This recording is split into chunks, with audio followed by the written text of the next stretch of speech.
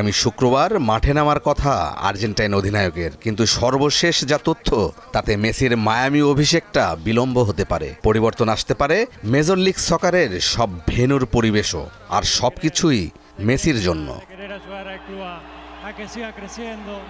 Inter মায়ামির অন্যতম মালিক ইংল্যান্ডের সাবেক ফুটবলার ডেভিড বেকহ্যাম মেসির অভিষেক নিয়ে তিনি বলেছেন, মেসি শুক্রবার খেলবে কিনা জানি না, খেললেও কতক্ষণ খেলবে জানি না। আমার মনে হয় ওর নিজেকে তৈরি করতে সময় লাগবে। আমাদের ওর দিকটাও দেখতে হবে। ও এতদিন ছুটিতে ছিল, মায়ামিতে সবে এসেছে, অনুশীলন শুরু করেছে।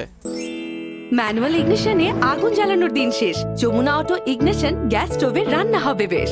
মেসির ছোঁয়ায় অনেকটা উজ্জীবিত যুক্তরাষ্ট্রের ফুটবল। শুক্রবারের ম্যাচের টিকিট বিক্রি বেড়ে গিয়েছে কয়েক গুণ। যদিও তারা মাঠে এসে মেসিকে দেখতে পারবেন কিনা তা নিয়ে শঙ্কা আছে। মেসির জন্য বদলে যাচ্ছে যুক্তরাষ্ট্রের স্টেডিয়ামের পরিবেশও। মাঠের কৃত্রিম ঘাস সরিয়ে ফেলার পরিকল্পনা হচ্ছে, কারণ অ্যাস্ট্রোটার্ফে খেললে চোট পাওয়ার সম্ভাবনা খুবই বেশি।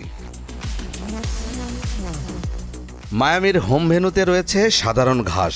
ঘরের মাঠে মেসির তাই কোনো অসুবিধা নেই, কিন্তু Seattle, Atlanta, new England, Charlotte এবং পোর্টল্যান্ডের মাঠে কৃত্রিম ঘাস রয়েছে। সেই সব মাঠে লিগের ম্যাচ খেলতে গেলে মেসিকে কৃত্রিম ঘাসে খেলতে হবে, যা চিন্তা বাড়িয়ে দিয়েছে আয়োজকদের। আমেরিকার মেজর সকার লিগের নিয়মে কৃত্রিম ঘাসে খেলা নিয়ে কোনো নিষেধাজ্ঞা নেই, কিন্তু মেসি খেলতে আসার পর লিগের পক্ষ থেকে সব জায়গার মাঠেই সাধারণ ঘাস লাগানোর কথা বলা হচ্ছে।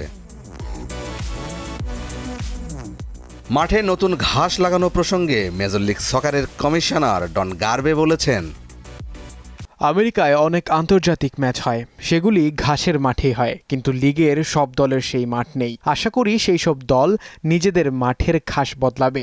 সেটা করতে যদিও সময় লাগবে। অনেক আন্তর্জাতিক তারকা মেজর লিগ সকারে খেলতে আসছেন, তাদের অনেকে কৃত্রিম ঘাসে খেলতে রাজি নন। যদিও থিয়েরি অরি এবং কাকার মতো ফুটবলার এসে খেলে গিয়েছিলেন এই ধরনের মাঠেই। মাহমুদুন নবী চঞ্চল, কালবেলা স্পোর্টস।